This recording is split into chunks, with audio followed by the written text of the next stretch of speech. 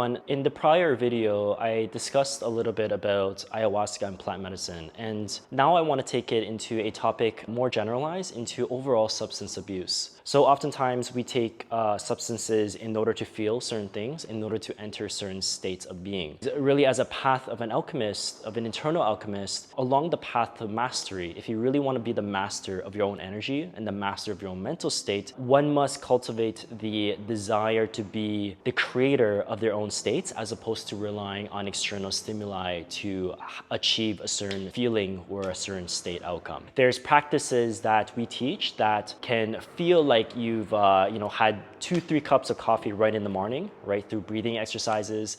There's practices that gives us more concentration and can replicate the effects of things like nicotine, things like caffeine. Now, this, if you have coffee once in a while, if you're having nicotine, it's not a big deal. But the one that really takes us far away from the path to mastery really is hallucinogenic variety of medicine. So whether that's plant medicine like ayahuasca, whether that's psilocybin, LSD. And the reason for that is because it gets us in such a open state, but at the expense of our own will and at the expense of our own ability to control the experience. Our body is the temple of the Holy Spirit, okay? And in normal state, imagine it being a house where all the doors closed. And as you enter the field of internal alchemy, you learn how to open the door and invite who you would like to invite into your house in order to help along your own ascension, along the path that you want to craft for yourself. So they're purposeful invitations. When you take any plant medicine, you basically have all the windows, all the doors blown open, completely wide open, all the walls kind of disappear, and it's a free-for-all, right? Any entity can come in, any stranger can go in and out of your house, and it's very hard to keep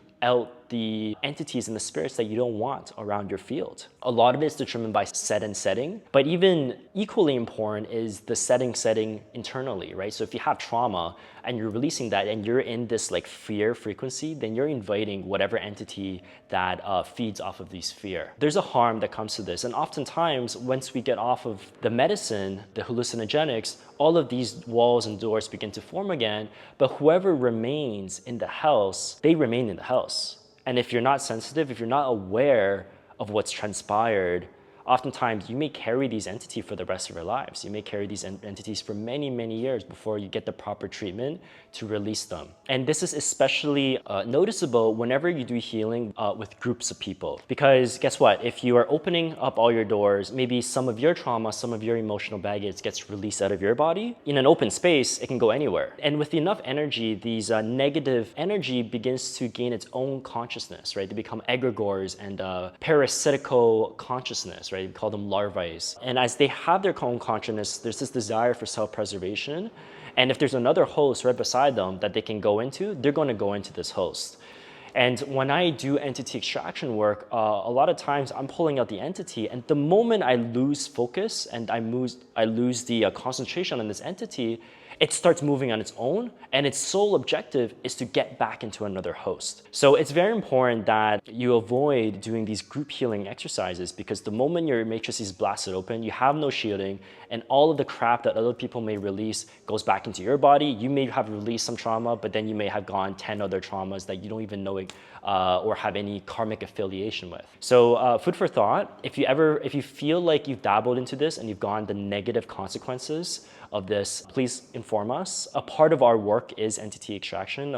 I don't like publicly say this on our website, but if you're seeing this video and it's calling towards, do contact us and we can have a discussion on how to release some of these after the experiences of hallucinogenics, okay? So leave a comment below if you want to talk, and until next time, thank you.